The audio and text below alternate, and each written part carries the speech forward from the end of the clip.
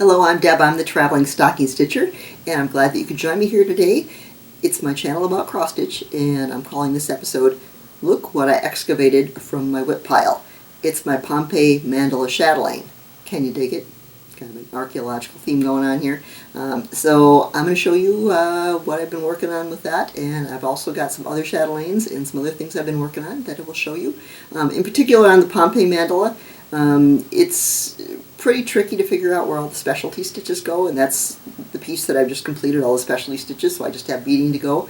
But I thought it would be a good opportunity to show you, if it's one that you're interested in doing, it's pretty tricky to pick out which things go where and which specialty stitches belong to which particular area of the mandala. So I've done some work on that, so maybe it can help you out, and I'll kind of walk you through all the places that I've put my specialty stitches. So the 2025 really has been the year of the chatelaine for me. I've worked really on nothing else but chatelaines, except for something I work on as my to-go piece when I'm running around and want to grab something that's quick and small and easy to work on.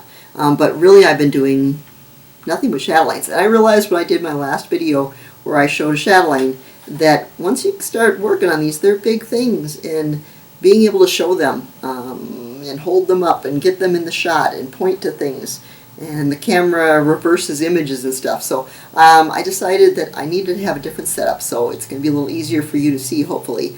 I hope the lighting's okay. My husband set me up with this fantastic overhead shot and straight on shot, so I can cut between the two of them and show you pieces and zoom in on things and hopefully make it a little better. Hopefully the lighting is fine, and so I'd appreciate your feedback on how that looks as well. Let's first of all get started with, in keeping with the archaeological theme, we'll kind of dig down the layers and show you the different things I've been working on, and we'll get to the Amy Mandala last. So we went to Portugal for 11 days at the end of May, had a wonderful time, and I'm still thinking about the things I want to stitch to commemorate my trip for that. I've got some ideas, so that will be an upcoming video at some point when I finish working on all my chatelaines, apparently. I don't know. I kind of threw this in my bag. This is the one that it's kind of my go-to when I'm out and about. This is Venice, and it is by Stitchrovia. Emma Congdon is the designer. But you can start to see here the gondola showing up here, and some arches, some Venetian arches. And like I said, it's on, I don't know, 14 count aida, white aida. It's easy to see. It doesn't use a lot of colors. It's, I'm about 11%, but with a caveat. When I loaded this into Pattern Keeper, only 3 of the 4 quadrants loaded in. So I'm 11% of 3/4 done. Next up is a Chatelaine Stitch Along. Starting in January, Maggie at Kitschy Whips and Amy of Fiber Arts Amy decided that they wanted to do a stitch along for chatelaines to get people encouraged that maybe were intimidated by it, that maybe were concerned about the expense or were uncomfortable with the specialty stitches, and just create a sense of community around everybody working out together. This was an excellent choice. This is a fun stitch. It's an easy stitch. I think there are only 2 specialty stitches or colors that you really needed, so if cost is prohibitive, there are some MPI silks that you could use. I did use those, but they also showed some DMC comparisons, and boy, you couldn't really tell a difference if you were to use the DMCs only. And it's been, manageable pieces. I think 3,000 to 5,000 stitches a month is probably about what we've been doing, and then I think they're going to leave almost a month or more to do the beading. So it's really been a fun stitch. I'd highly recommend it if you're looking for an entry way into doing chatelaines. And one other thing on this, there are, as is the case a lot with chatelaines, there are Martina Rosenberg, who did the charting or did the designs of them, tended to use very similar looking symbols. And I know I just saw on Facebook yesterday that somebody was saying that there's something facing this way and there's another one facing that way, and they almost look identical, and they're having a real struggle with that. So this is one where if Pattern Keeper is fantastic to use for this, because you don't even care what the symbol is. So it's made it, for me, a lot easier to be able to use Pattern Keeper. If you're not somebody that's technically, interested in doing that, I can understand that, but boy, it makes a huge difference when you're looking at symbols that are just right next to each other, and they look exactly alike, except for maybe they're turned a little bit, a quarter turn or a half turn, or is the opposite, whatever. Yeah, it makes a big difference. Last time you saw it, it was 28.52% on my April video, and I'm up to 55.74% now with the work I've done so far, so I'm trying to keep current on this so I don't fall behind. This is where we are. Like I said, each month they've broken into a different chunk. June is going to be across the top here, so you'll see the other half of the stairs and the flower planter over here, and then there'll be a golden gate in between. And so they've got it mapped out that we'll have, I think, at least a month to bead at the end, and so they'll be repeating motifs as are normal with Chatelaine. So it's really been fun. This is on a 28 count Celestine, and you don't want to go a whole lot smaller, especially with hand dyed, because the holes are small, and you see that there's big holes here. These are going to be jam-packed with beads, so you want to have rooms that they lay nicely. So a 28 count, especially if it is dyed, it might shrink up a little and be a little harder to put those in, but it's been very enjoyable. There's more than one water garden out there, so if you're looking for it, there's like an autumn water garden and a summer water garden. This is just water garden. It's just got beautiful colors, very pretty. So I'll zoom in a little bit so you can see a little bit closer as long as I got this fancy setup here. You can see that there are some Algerian eyelets in the corners, and then these are road stitches just running around the perimeter here, and those are specialty floss. And this here is a specialty floss too, but those are just straight stitches. It's just, you can see the variegation that's in there. And then there are Algerian eyelet, or diamond eyelets around the corner here that alternate. I know I'm missing one. I forgot to do this one over here. So there's not a lot of specialty things. The holes that you see obviously will be beads, but I'll get you a little closer look at what that looks like.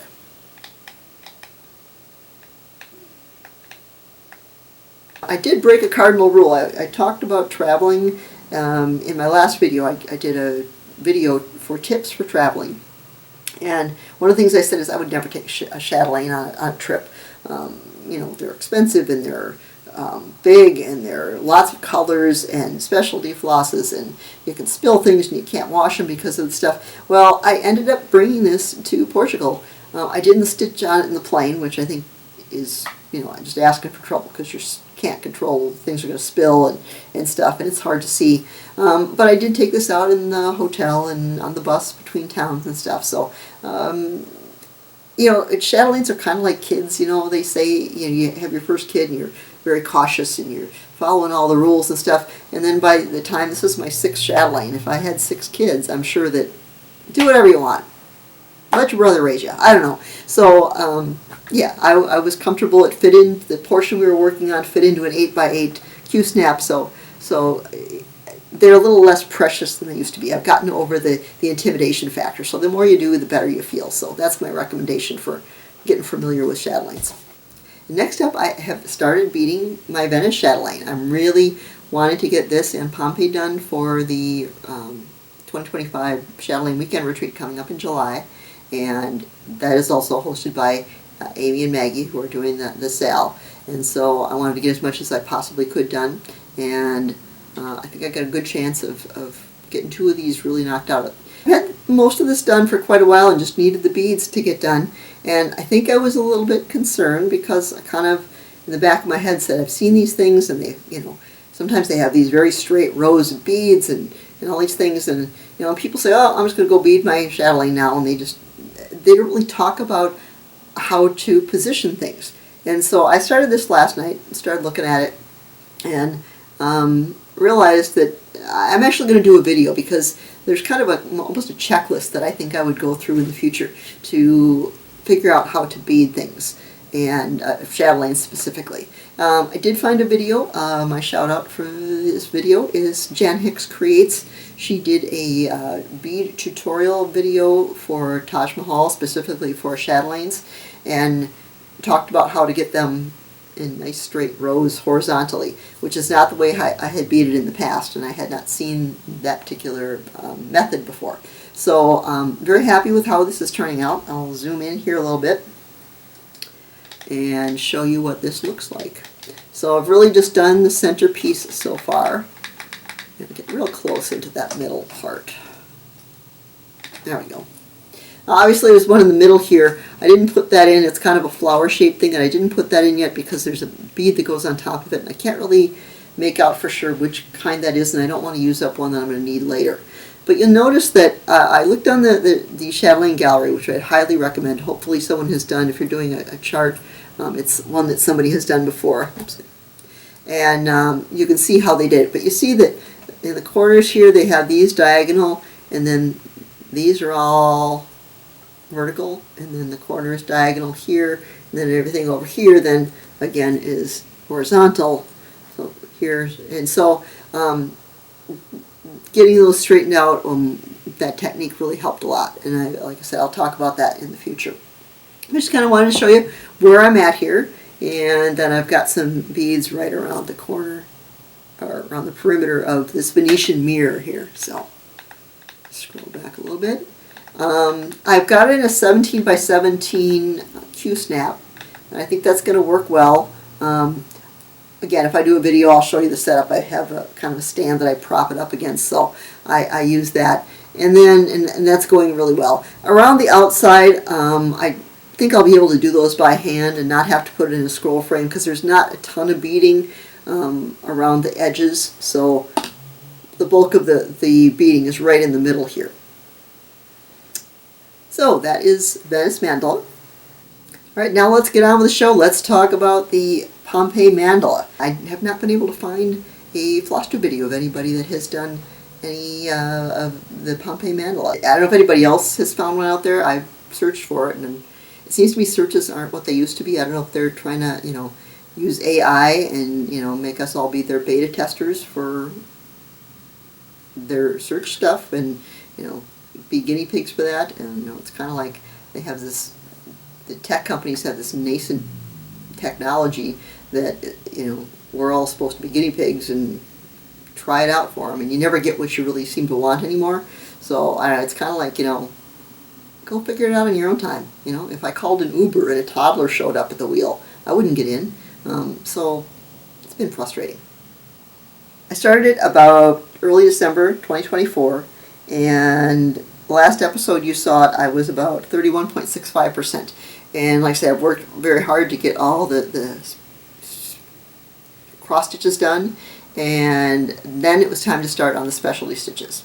So I did this on a 28 count Belfast linen, and it is called Midas from Picture This Plus. And I came upon this using the design and fabric viewer. I'll put the information down below. But it's a website that has certain designers, Chatelaine is one of them, and different manufacturers of fabric. And you can kind of go through and they'll put a mock-up over the color. And it's not identical, but it's close enough to give you a feel for, oh, well, it doesn't look right on green, but it looks, okay on beige. But then I pulled this up, and they actually had Picture This Plus in there, and they had Chatelaine, and I superimposed it. And when I saw this, it just hit me, and it's like, that's what Tuscany looks like. That's what Vesuvius looks like. It's that kind of Tuscan gold, though. But one thing, when I was there, the reason that this piece, when I saw it, and the reason I chose this fabric, is the colors are so amazing and so vibrant. There are murals with these beautiful yellow colors and blues and just vibrant colors that this mosaic fountain that we saw was just remind me so much of these villas and how pretty, and like I said, the use of the bright blues next to the reds and the rich yellows, and just Martina really captured the spirit of Pompeii with this. And I guess I was thinking before I went there, it's going to look like a bunch of rocks and rubble, and I was not prepared for how beautiful and lively the colors were. So if you get a chance to go to Pompeii, I recommend it. And if you get a chance to stitch this one, I recommend it too. It was, other than the challenge of figuring out where the specialty stitches go. So I still have to bead, but I think that will be much easier now that I've done the Venice Mandala, and I've got a little strategy for how beads will go. I will definitely look and see what other people have done on the Chatelaine gallery. Now this is showing fairly yellow, and I couldn't I changed the lighting as much as I could, and I couldn't get it. It almost looks like a mustardy yellow. It's really more of a, like I said, a Tuscan gold. I put this dress on because it's a little browner than this. This is a little more orange fabric. And then I was inspired. I always like to have a little tie-in, so I put earrings on that are these bright turquoise earrings that normally I would not put with brown or with a gold dress, but I was inspired by Martina with her color choices. What I'll talk about first is the changes that I made that you might not necessarily make. So because of the fabric choice, I eliminated some things. So you see above the villas there were blue stitches. I think it was Water Lilies 027, and there were solid blue stitches, then there were some half stitches, and I can never really get half stitches to look great anyway, but I think just on the orange, if you did it on a white, it would look sort of like sky with clouds, and I did a section and it did not look correct at all, so I pulled it out and I'm comfortable with that. At one point it almost looked like, I thought maybe it was trying to be Vesuvius. Vesuvius kind of looks like a Bactrian camel. It's got two humps, and one hump is a little higher than the other hump, but they were kind of uniform. I thought, well, I could try to make them look different, and I thought, no, I want the fabric to show through. So I really chose not to put those in there. They also kind of came around here as well, and you see those curly cues. If I zoom in a little bit here, the kind of curly cues in this corner. I kind of like those, and they were getting swallowed up by the stitches, the half stitches around the corner. So I left that off, showed more fabric. It didn't seem like huge gaps, so I was pleased with that decision. I didn't feel the need to have to do that. A couple other changes that I made, and that eliminated almost 7,000 stitches that I didn't do because of the fabric. Same thing with above the villa here. These were all, different colors of yellowish color anyway, yellowish golds, and so I kind of liked how this looked. It almost looked like the light was on, or you could see into a window that had that in there, and so it kind of, I like the look to leave that alone. I'm happy with that decision. So I left those out on all the different areas. Yeah, so this is 67,669 stitches ordinarily, and I took out 7,302. So it ended up being 6,367 stitches. And it did load into Pattern Keeper as one full chart. A tip for you, if you use Pattern Keeper, this is a tip that I just came across. Somebody on the Pattern Keeper Facebook group asked, is there a way to see what I've missed for stitches? And I thought this was a great use of it. So once I got all my stitches done, and I did all my specialty stitches, I wanted to make sure that I had everything complete before I started beading.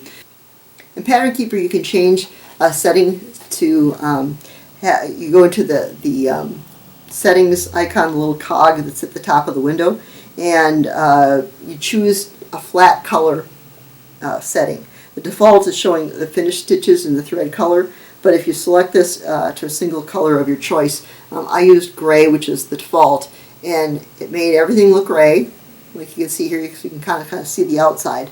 And then the ones that aren't filled in are real easy to spot. I had set my stitch search color to pink because there was so much greens and stuff here, which is normally default, so I set my stitch color to pink. I found it still a little hard to pick out amongst the gray, so I changed it to black as my stitch color, and then you could really pinpoint where those stitches were left off. And maybe it was something that I'd done half the stitch and I hadn't done the other leg of the stitch, and so I left it unmarked. So that really helped me know that, okay, once I've finished all my regular stitches, before I get onto the specialty stitches, this is a good cross-check. So that's a tip for you if you use Pattern Keeper. The Chatelaines I've done in the past were part of one of those old class files where you get segments of them. And actually, that made working on it much easier because I got the list of specialty stitches only for that particular area. So you do a motif and it would tell you, okay, do this. And so you kind of knew there weren't that many places that you could put this back stitching or put these Algerian eyelets or whatever. This one was more of a challenge because there were basically just 2 whole pages. I'll show you what I got. I took a picture of the chart and tried to, I numbered everything. I'll show you what the instructions even look like. So here's my 2 pages of instructions. And I numbered everything. So first of all, it says, add the inner border around the mosaic with Algerian eyelets using 1 ply of NPI 483. And it kind of gives you instructions on how to craft that particular specialty stitch. And then even with that same paragraph, then it says, the same specialty stitch is used in the corner. The blue Algerian eyelets are done with this color, and the black ones are done with that color. So it kind of just is a description, and you can sort of follow along. So I tried for each one of these. I numbered each individual every time there was a thread change or a stitch change. I numbered them, and there's over 50 instructions. And so then I went to the chart and I tried to take these and put them here and draw arrows, and this is so dense that it's hard to even tell where things were pointed at. And I tried to do this earlier on before I had stitched everything, and I recommend if you're trying to do this, stitch everything first, because you get more familiar with, it repeats 4 times for the most part, but you get more familiar. It's like, oh, okay, well, I know there's birds. Well, there's birds up here, and I know there's birds over there, and there's so which birds are they talking about? It kind of gives you a feel for it. So I made that first attempt, and then I finally said, by process of elimination, I'm going to have to create a spreadsheet.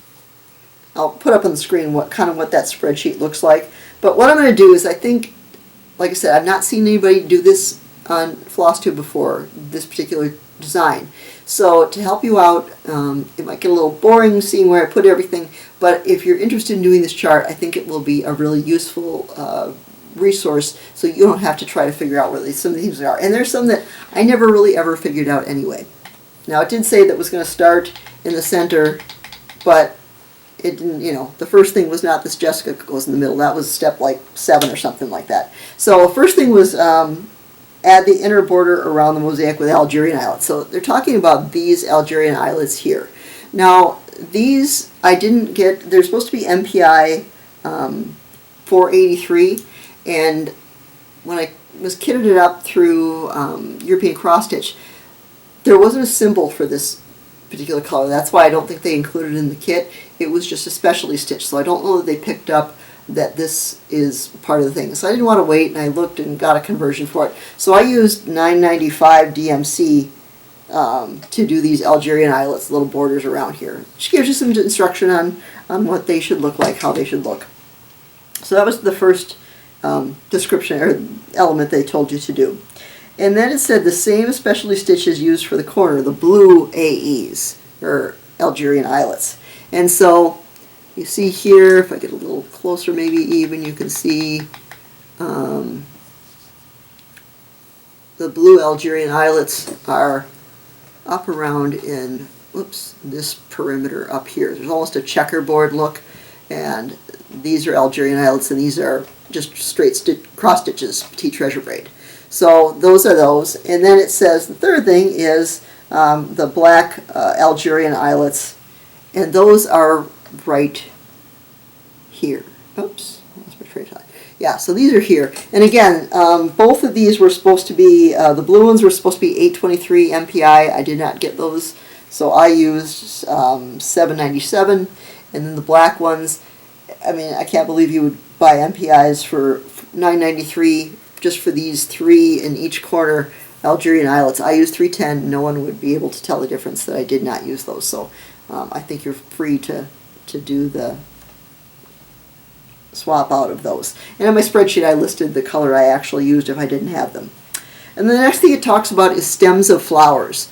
And I think they are talking about these here, and I think because there are beads holes here where they look like flowers go, but then there's also some that don't link to beads. So I think a little further down they talk about branches, and I think they're, because they're using the same color, they're Petite Treasure Braid 37 for the stems, and then a few rows down it talks about branches that are also PB 37. So I think that's what the difference is. And this is the same is valid for the overlay in the very corners. I don't know. I I think, again, overlay, are they branches? I couldn't find what that was. And then it says in the very center of the mosaic work, and this is all going to be beads, so I think that'll be mosaics. Then this is where it mentions the Jessica using a very long thread of WL Water Lilies 207, which is a blue color. And so you do one of those. And then it says in corner stitches, diamond eyelets. And so those are, it's WL 140, which is a purple. It's a variegated, so these are a little lighter purple over here. Back up a little bit so you can see the whole square. There you go. So you can see that the eyelets are right in here. Or, yeah, the diamond eyelets in the corner. And now it gets to the branches. And again, I did PB 37, I think, assuming these were both flowers and branches right there. So it says use the same thread to stitch the elongated crosses in the corner, PB 37. So now you get over here, and it's really hard to tell that I even did it. There's right here, there's some long stitches over this already Petite Treasure braid color, so it's very hard to pick out in person even that there's some elongated X's over those. Then use the Algerian eyelets. It talks again about black Algerian eyelets. That the only place I can figure out is these, so I'm not sure unless they've broken up these. I don't know. They're talking about these two, and then there's a third one. It wasn't clear if it was a duplicate. And there's also the outer row of Algerian eyelets in 796 in blue. So if they're talking about the inner row and the outer row of the blue, that's all I can think of, that they're treating those separately. That's what I went with. And then it says add backstitching around the corner squares. And I think what they're talking about, if I back up a little bit, is I think these corner squares is what they're talking about here. And that is backstitched with PB 37 again. And so we haven't talked about the square, but we're talking about backstitching it. Then it says work a diamond eyelet in each of the four SNC 110 corners. There's the pond scum is the color SNC, and that bothered me a little bit, just the name of it threw me off. But here's a change that I also did make. Because the stitches, the regular stitches, oops, what on here? The regular stitches in here are that SNC 110, the pond scum, and then I was doing the rice stitch and the diamond eyelets in the corners that they tell you to do in the next couple of steps. I changed those to 471 DMC. I just wanted to be a little different because it looked like I'm taking the time to do the specialty stitch. I want it to look like a specialty stitch was done. So I chose to do that. And then frame the stitch with PB 37. So there's one inside and there's one outside. So I think that's the two different framings they're talking about. And then backstitch the black and red ornaments with PB 44 after stitching a large elongated row stitch in the open space. So now we're back to the center. And so here are the elongated stitches with WL 233. It's a light blue color.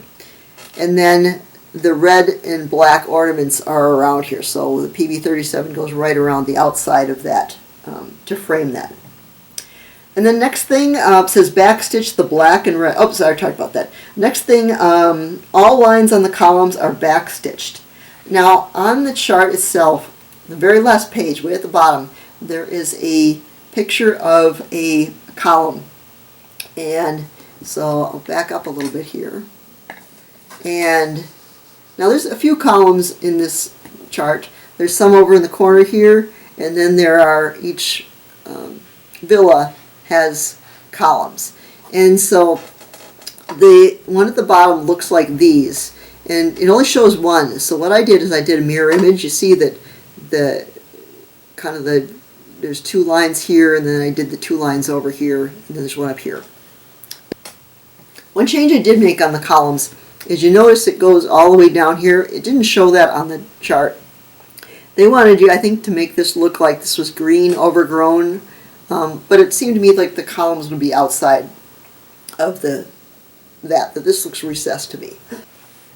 So when I didn't do this, it looked like it was unfinished. I wanted to have the border there to make sure that those looked outlined. And the next thing they talk about is backstitch the outline of the amphora. Now, amphoras are these jugs. In Italy, they put olive oil in them. They kind of have the ears, the handles on them. And the only place that I could find something like that is in the corners. Near the columns. You know, they just talked about columns, but are they these columns? These columns, I just followed the backstitching that was on the chart. Sometimes it was a little tricky because, you know, when you have backstitching right on there, you know, sometimes it's covered by the grid itself. It's hard to see. But, so here's a column, here's a column. This is the only thing I might think is an amphora because it's got these little jug handles here maybe, but it looks like a broken column to me. So I didn't do what I was supposed to do with the amphora, whatever it was, because I could not figure out where that would be going. It's supposed to be Petite Treasure Braid 44, which is kind of an orangey color.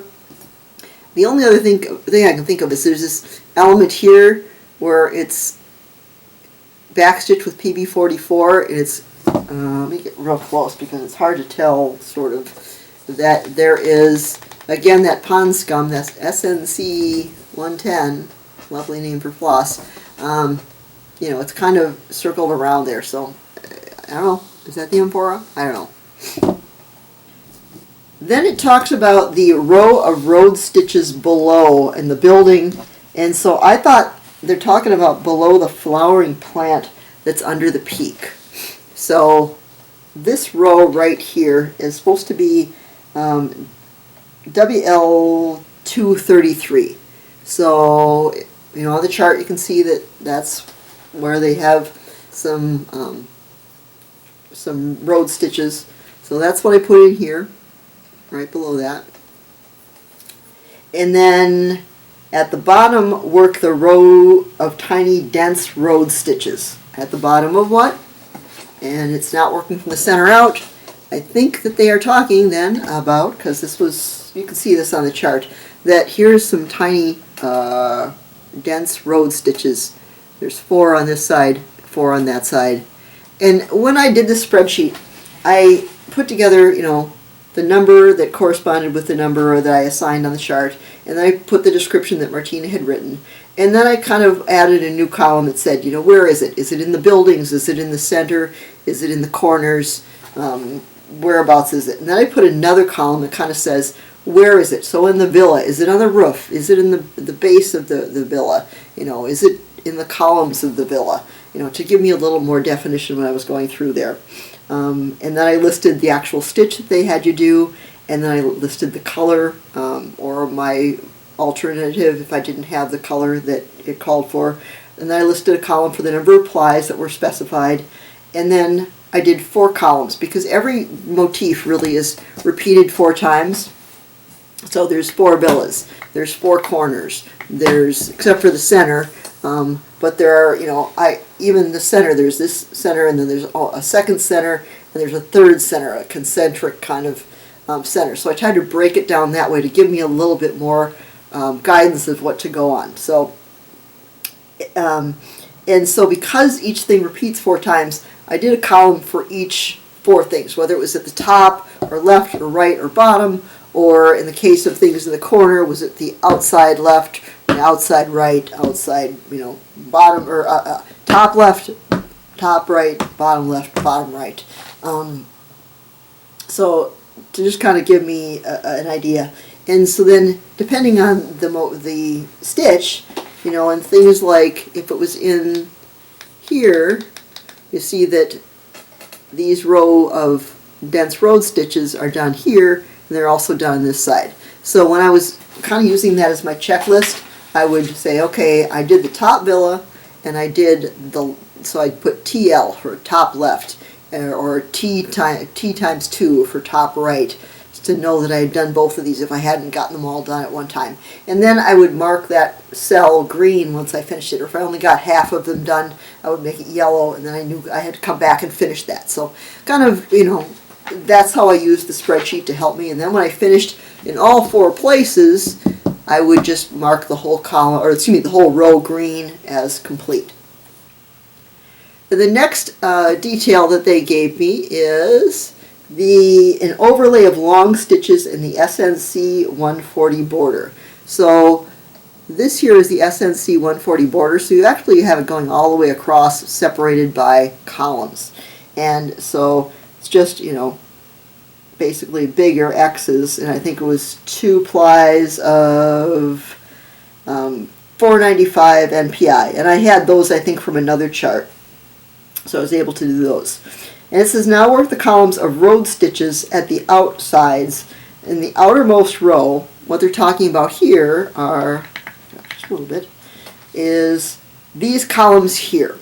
So there's an outer column and an inner column on both sides.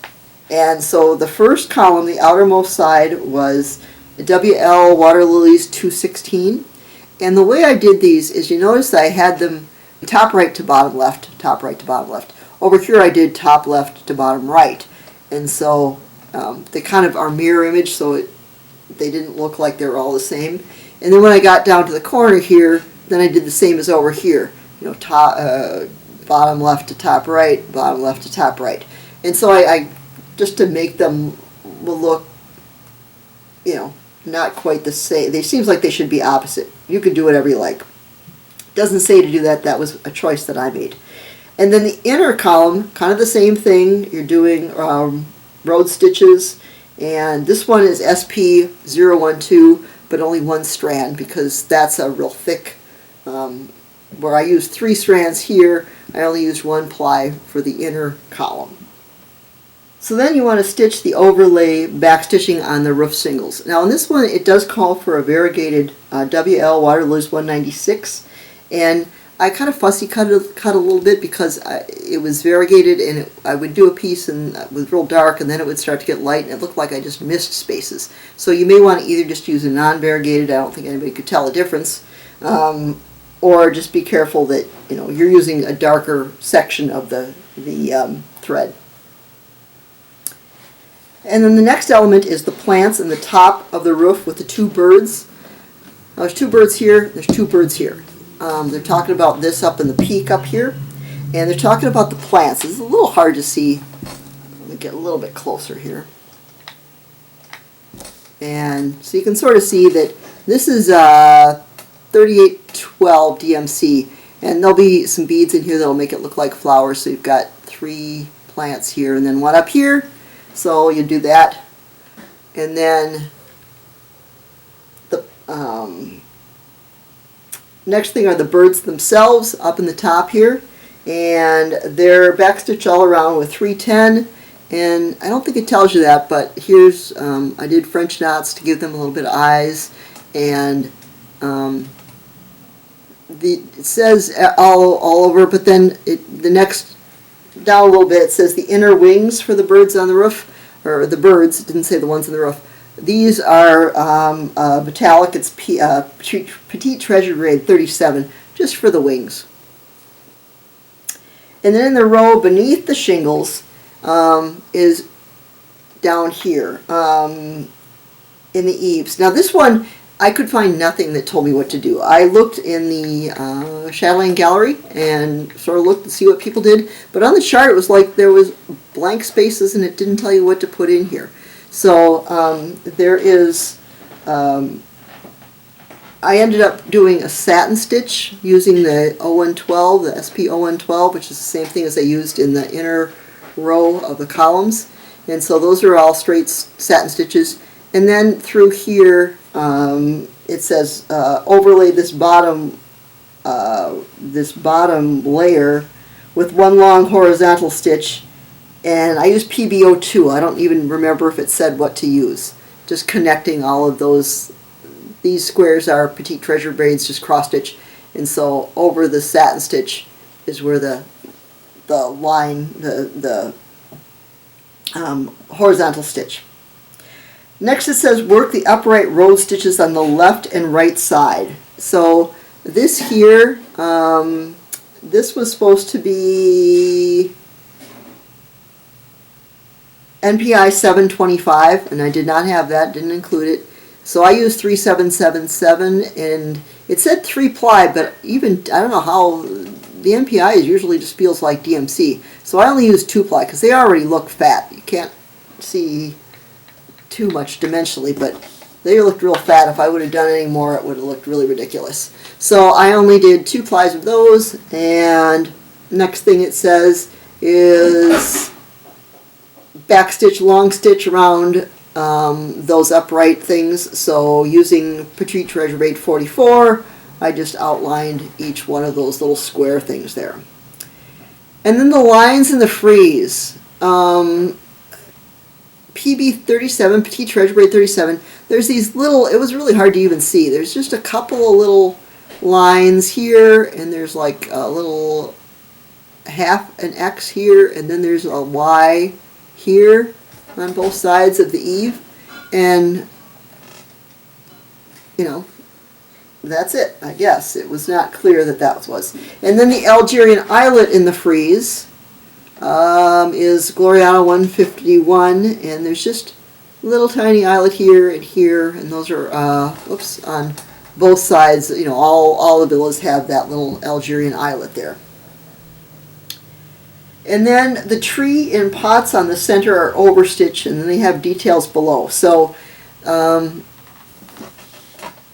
the frame and the pot. So you see PB 44, kind of an orangey color goes around the outside of this little panel here, and then the pot itself is outlined with that same color there. And then it says the horizontal lines inside the pot, these are just, whoops, where do they go here? Just a couple of, there's some beads that will go in here, but there's just a couple of rows of one strand of 310 I used. You're supposed to use black silk is what the instructions said. I didn't have black silk. No one will know. The plant itself, long stitches were possible. This is SP 025, so that's just one strand of that because that's really a thicker thread. And so there's 2 of those plants per villa. And then the Algerian eyelets in the corner. Each one of these panels, whoops, right here, here, here, here, and then here, here, here, here, are the Algerian eyelets that you use Gloriana 120. And then for the fountains, the birds, the only thing that's different on this chart, everything pretty much is the same, except for the fountains on each side are a little different from each other. And the birds are different. This is yellow and blue. This one's a purple, or blue and purple. These are blue and yellow, or lighter blue and yellow, and this is a blue and a lighter, or white and a lighter blue basically, I think it is.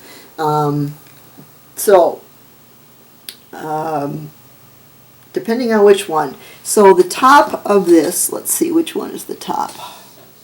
This one here. So this one, they have you backstitching. The instructions say to use Petite Treasure Braid 35 for the birds but there isn't a Petite Treasure Braid 35, so I used 37, which I had is in the kit. And then the other birds seemed like they were based on the chart, looked like they just done with 310. So I backstitched those with 310. So the eyes, I did 310 French knots on all the bird eyes. While I was doing the bird outlines, I used did the French knot at the same time, so I didn't have to anchor those differently. Then water and waves, you want to do over 4 or even over 6 to have a good shine, she said. So you backstitch with longer stitches. And these are PB10. And this was slightly different too. So the way the water came out on each one, get a little closer so you can see the birds and the fountains. And how each of the fountain design is a little bit different. So this one goes like that, and that's what the fountain looks like. If I spin it around to the next one, here you can see this one actually has, I think, some 820, and it was back stitched with 820. And the fountain looks just, so the color looks a little bit different. And then this one, this has got some black details in it. It was back stitched with 310. And the fountain water looks just a slight different.